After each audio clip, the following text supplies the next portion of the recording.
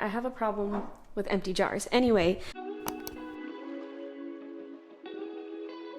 Hey friends, what is up? Welcome back to my channel. My name is Sarah from PIESNPROSE, and we are back with another monthly favorites. We do this every single first week of the month, and we are in June now. Happy June, but we're going to be talking about May's favorites, and this one is going to be a little bit different. It's actually themed, but not on purpose. The theme for this video's favorites is foodie themed. It just so happens I tried a lot of new foodie items, so I have a lot to share with you. It just worked out that way. If you've never seen any of my monthly favorites videos before, I'm just going to be talking about things that I've tried in the previous month, and there is always a companion blog post to go with this video, so you'll find that in the description box. But the companion blog post has all of the links that you'll need to easily click and find the things that I'm recommending in this video. Let's get right into this. Alright, so the first thing is going to be a Trader Joe's item. Okay, I had to open it up, but basically it's the Trader Joe's almond butter filled pretzel nuggets. These things, y'all, are super addicting. I'm not really a snack person, but whenever I want a snack, I want something kind of savory. And even though there's almond butter in this, it's not overpowering, and the pretzel is so good. It's salty and just the right amount of sweet. Seriously, addicting. I try to eat like maybe a handful at a time, and when I'm closing up the bag, I just keep grabbing more. Another Trader Joe's item, this is the vegan caramelized onion dip. Now, I never had caramelized onion dip when I wasn't vegan, so I don't know how to 100% compare this, but this stuff is super good. As you can see, it's almost finished. It's even less than halfway finished, and we only got it a couple of days ago. It has such a oniony but also overall savory flavor, and I like to dip it in fries. That's exactly what I use this for. I don't know, it's super good. It's just got a great umami flavor. Moving along, we got some more pantry stuff. Oi! There it is. This is the Annie's Organic Vegan Mac. I'm now realizing that I didn't pick up the one that I picked up last time. So my bad. This is actually not the one that I can recommend, but let's just look at Annie's for a sec. So the one that I picked up last time was actually the vegan and gluten-free mac. So it has a different shape. It's more of like a tube looking shape, and that one had a really delicious sauce. The texture of the noodle was very much not gluten-free, if you know what I mean. It didn't turn into mush or anything like that.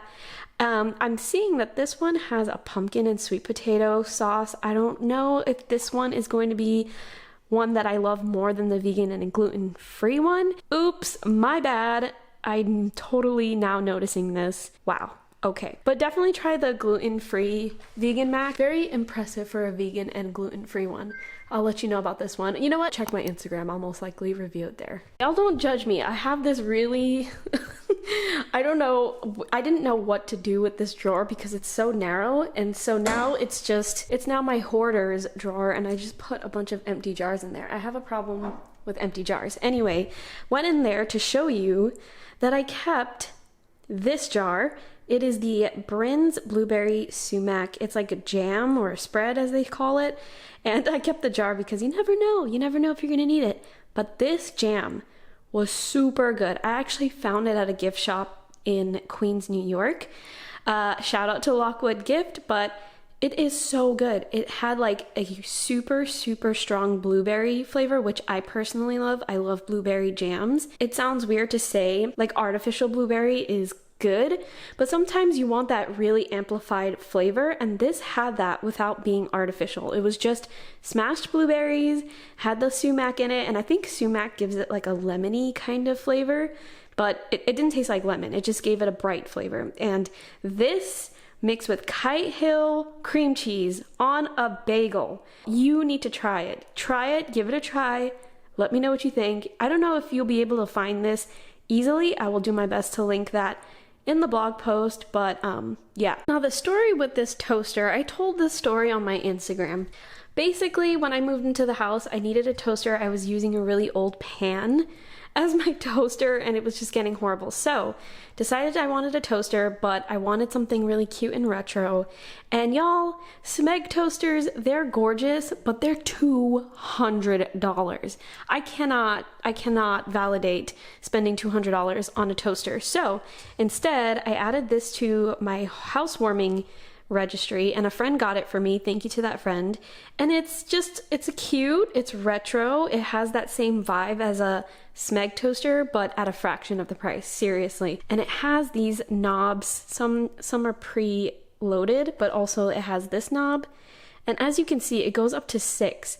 Now, I tried using this for the first time on a 2, or maybe it was a 3, and it toasted so toasty that if you went to number 6, I think that you would probably get yourself some burnt toast. That's how powerful this toaster is. And it's a brand that I've never heard of before. So was really impressed and very happy with how this worked. Highly recommend, especially if you're trying to save a few bucks and you don't want to spend $200 on a toaster. Another really narrow cupboard, but it makes sense, and I need to show you this. So first of all, is this not the most gorgeous thing you've ever seen? Look at it. It's so sleek and beautiful, and it's just spices in a jar. So I got these also as a gift on my housewarming registry, but they are glass jars and they have a vacuum seal wooden top, which makes it really pretty and sleek and minimalist, which you guys know is my fave. But also these labels. All you have to do is, get some Avery labels, which is the most accessible one, but I'm sure you can get knockoffs, whatever. And this design took me 5 minutes at most. And yeah, just printed those off myself, added them to the jar, and there you go. As you can see, I have plenty more. I'm not finished with this whole project here, but it's worth it, especially because now I can bulk buy, save some plastic, and then just fill these up. All right, we're heading out of the kitchen because this last item is in my office. There it is, the beauty of my water bottle. This is a Takea water bottle, and if you have been keeping up with people online, perhaps your favorite influencer or lifestyle influencer, you might have heard this brand before. It is very much up there, like a Hydro Flask kind of brand, and it kind of looks like that too. And the reason why I went with this instead of the Hydro Flask is because 1, the Hydro Flask is super expensive, and 2, there is no number 2. It's just because the Hydro Flask is super expensive. This Takea bottle, which as you can see is a 40 ounce, was $23. I went on the main website. They have like a little spin the wheel thing, and I ended up getting 25% or something like that off, just on a whim from checking out their website. So I highly recommend you do the same.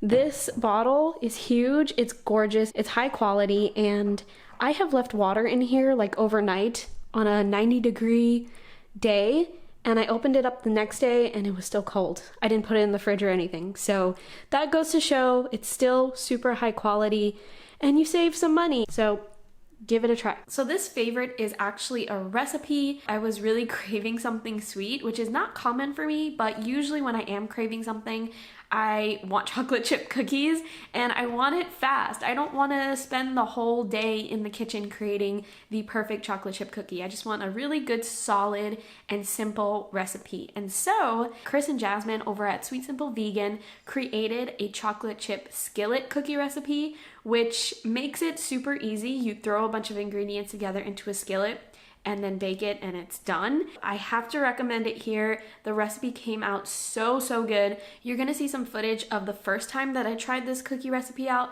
I used Bob's 1-to-1 gluten-free flour for that video, and it was a little bit crumbly. I didn't like it personally, but I made it in the gluten-free flour because Ian needs to have gluten-free flour. But the second time that I made it, I used all-purpose flour and it was chewy and ooey gooey and just exactly what I needed for my sweet cravings. This favorite is an item that you can order at a restaurant, and the restaurant is Bear Burger. I think they are somewhat easily accessible now. They have a lot of locations, but the thing that you can order now that just released is a vegan fish sandwich. Now, I was someone when I wasn't vegan, I was that person that would always order the fish sandwich or the fish burger. Seeing that Bear Burger came out with a fish burger really blew my mind. Vegan fish, of course. And so I gave it a try, I think the first day or the first week that it came out.